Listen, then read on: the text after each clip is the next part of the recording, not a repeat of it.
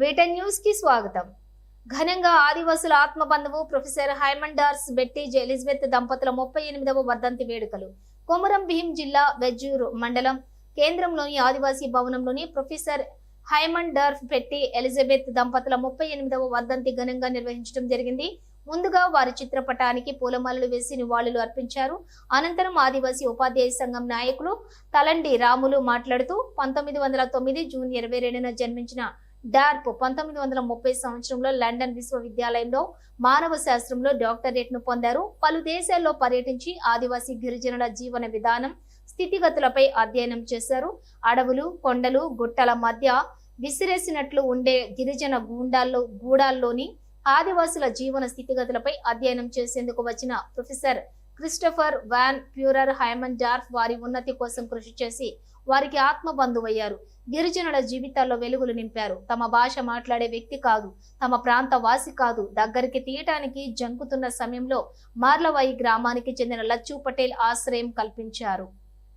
అయినా దీంతో హైమండార్ఫ్ తన భార్య బెట్టి ఎలిజబెత్ తో కలిసి మారుమూల గిరిజన గ్రామమైన ఉమ్మడి ఆదిలాబాద్ జిల్లా జైనూరు మండలం మార్లవాయి గ్రామంలోని స్థిర నివాసం ఏర్పాటు చేసుకుని పరిశోధనను కొనసాగించాడు.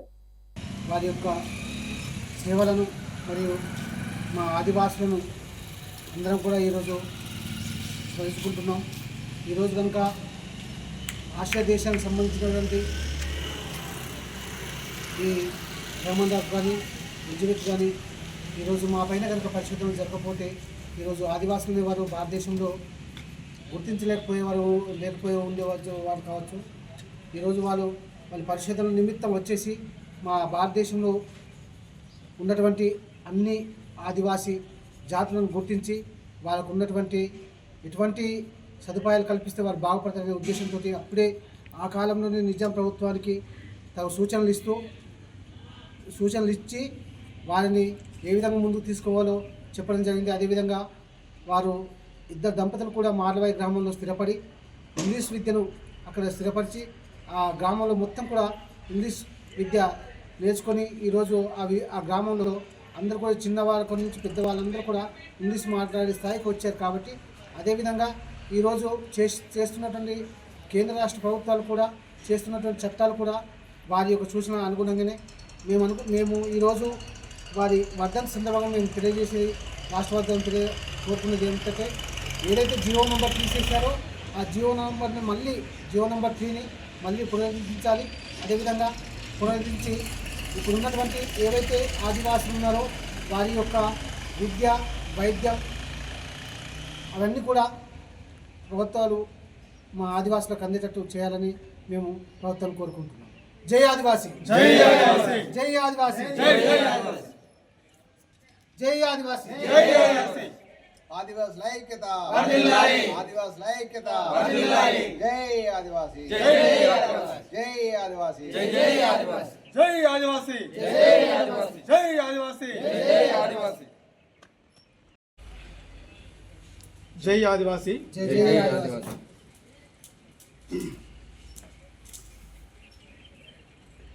ఇప్పుడు అనగా మన మాల్రవాయి జైనూరు మండల్ మాల్రవాయి గ్రామం నందు ఈ హైమండార్ఫ్ బెట్టి జల్పత్ వాళ్ళిద్దరు కూడా దంపతులు మన యొక్క ఎక్కడనో ఆస్ట్రేలియా దేశంలో పుట్టి 100 మైళ్ళ దూరం కొద్ది అప్పుడు 1909లో జన్మించి 1930లో డాక్టరేటు పట్ట పొంది ఈ ఆదివాసీ 9 తెగల స్థితిగతులను మా ఆదివాసీల గురించి అప్పుడు నిజాం ప్రభుత్వం పాలన ఈ ఆదివాసీలు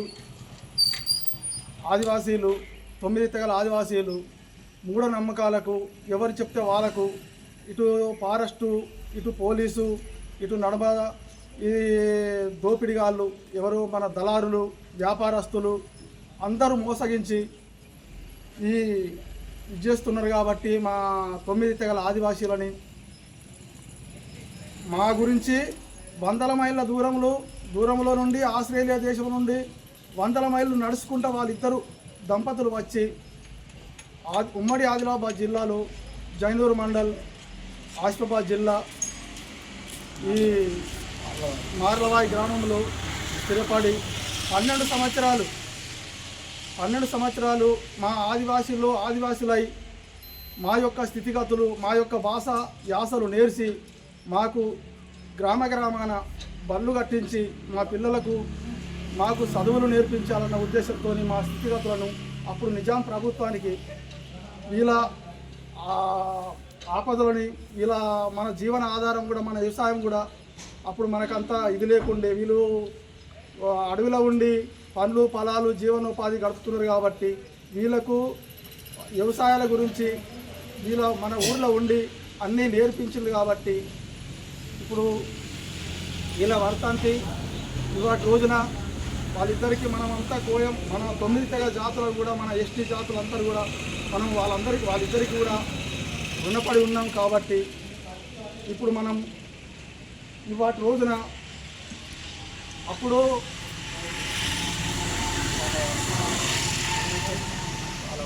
వాళ్ళు 12 సంవత్సరాలు మన దగ్గర ఉండి మనకు నేర్పి తర్వాత వాళ్ళు మళ్ళా వాళ్ళ దేశం వాళ్ళు వెళ్ళిపోయిన తర్వాత వాళ్ళు అక్కడ ఇప్పటికి 38 సంవత్సరాలు అయితే అని చనిపోయిన తర్వాత వాళ్ళ కుటుంబం వాళ్ళ వారసులు స్థితిగత ఆస్తిక పంజరకాలను తెప్పించి మన దగ్గర మన మాలరవాయి గ్రామంలో వాళ్ళని ఆస్తి పంజరాలు తెప్పించి వాళ్ళని కట్టించి మనం వాళ్ళని కొలుసుకుంటున్నాం కాబట్టి ఇప్పుడు ఇవాటి రోజున జనవరి 1వ తారీఖు 11వ తారీఖు 1వ నెల 2025 38వ వర్ధంతిని మనం ఘనంగా జరుపుకుంటున్నాం కాబట్టి వాళ్ళందరికీ ధన్యవాదములు. వాళ్ళకంతా మనం రుణపడి ఉన్నాం కాబట్టి వాళ్ళు ఉంటేనే మనకు ఇవన్నీ మనకు బయటకు వచ్చినాయి.